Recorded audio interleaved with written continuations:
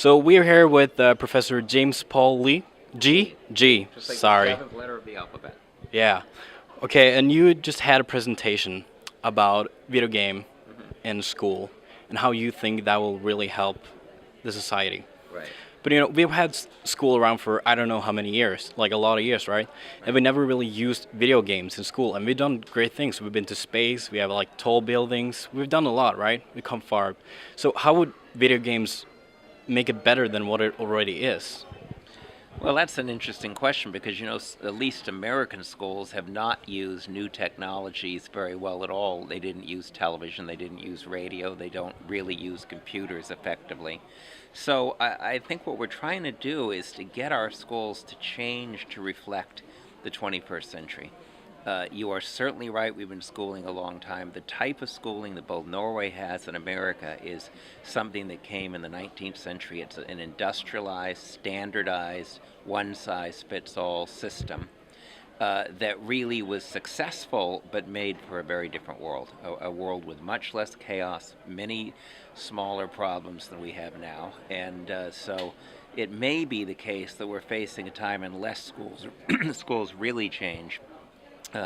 We won't solve the major problems we're facing, like climate change. Yeah, because that's what you talked about, like climate and war and everything like that. But how really can video games solve all these big problems that we haven't figured out yet? Video games aren't going to solve them. The reason I'm pushing video games is not to put them in school, but I'm using them as an example of very well-designed, well-mentored problem solving.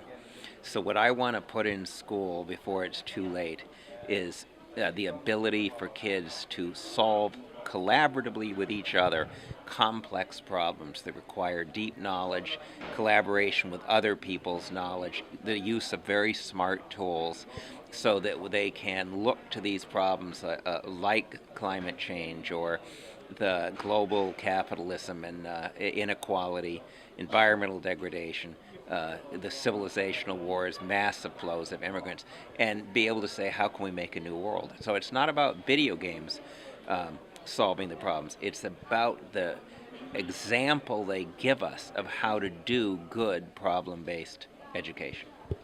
But so even though you think it's a good tool to use to solve these problems, there has to be negative sides to using games as well, right?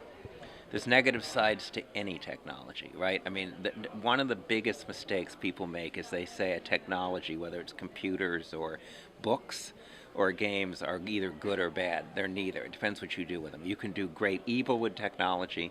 You can do great good. Take the issue of violence in video games. If we were to ask how many people have been killed because somebody else played a video game, I don't know, it'd be on the order of 10. How many people have been killed because of how somebody read a book, like the Quran or the Bible? Hundreds of millions. So, obviously, thus far, books are a far more powerful technology than video games. No one thinks God wrote a video game, but they think he wrote a book. They just don't agree which book it was. So, we forget that books have been used for great evil. They've also been used for great good. So as we get new technologies, it's exactly the same. That's why we need teachers. That's why we need parents. Somebody has to be sure it's put into a good system where it stresses values and achievements and not harming others. But so one of the challenges with video games in school is that, especially the school in Norway, has been focusing a lot of working together and have a social class. But wouldn't the games make more of a individual learning for people?